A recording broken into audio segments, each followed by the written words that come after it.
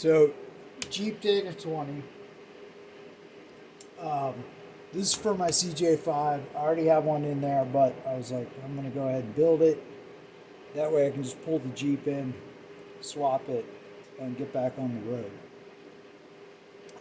The reason I did that is I put the 246 to 1 gear kit in here from, mix of old Dana 18 gears and the Bronco sliding gear. I changed the breather, full rebuild. And then the other thing I'm going to do is twin sticks with modified shift rails. Now the shift rails I already did. So I left the pills in. I modified the rear rail. Gosh, it's been so long now. But basically I can go front high, front low, and leave the rear in neutral. And I also can't crisscross high and low between the front and rear.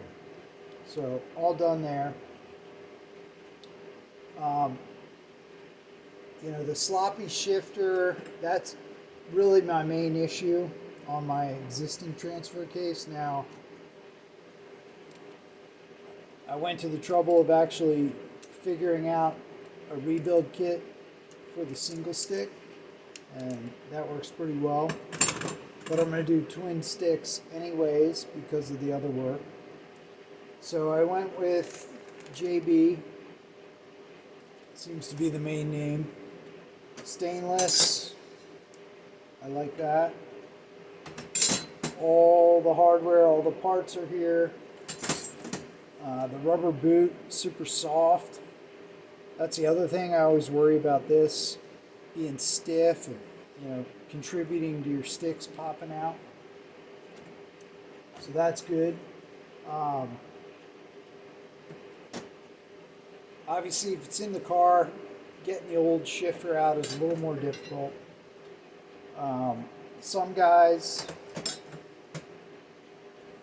like to drill a hole through the tunnel. That way they can pull that bolt out. I think you can loosen these.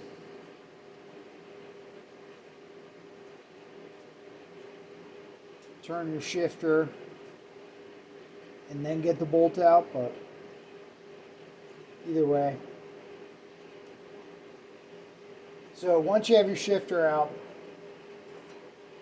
these guys will drop in from the top.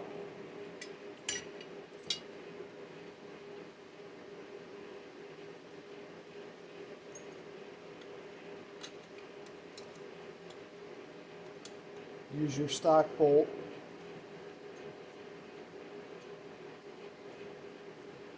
Just going to leave that finger tight. Helps to have the transfer case in 4 low, that way you have tons of room. There's a front and a rear. You can see the holes. I went ahead and engraved them for my own sanity.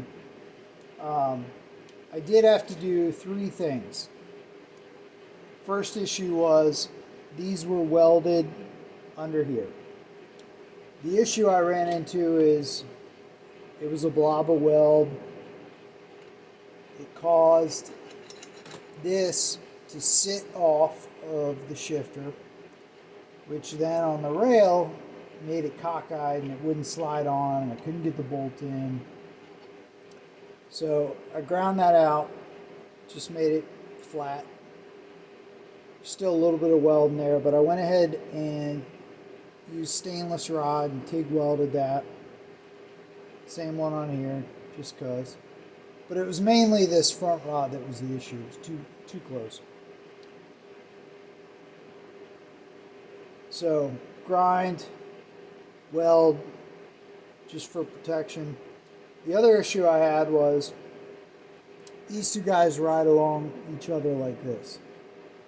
And this rod was 1/8 inch, 3/16 longer, and they were hitting each other. So I could have either shortened that, but I left it alone, and I just took the extra length off of this. So problem solved. Now, here's the rear. You can just drop that guy on.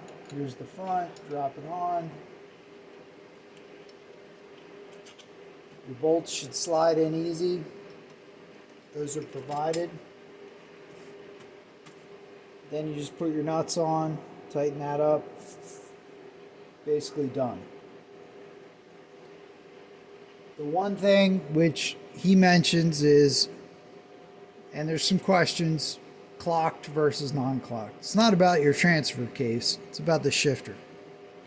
And basically, if the flat of this is about 15 degrees different than the verticals of this U, that's a clocked transfer case or handle. If they're parallel, that is a non-clocked version. And you can easily see that if you just pull the boot off your existing shifter, you can see what you got if there's any question when you order. So that's the other thing I ran across. Anyways, I like the product. I'd definitely recommend it and buy it again, but FYI, I did have to do a couple of those little modifications real quick.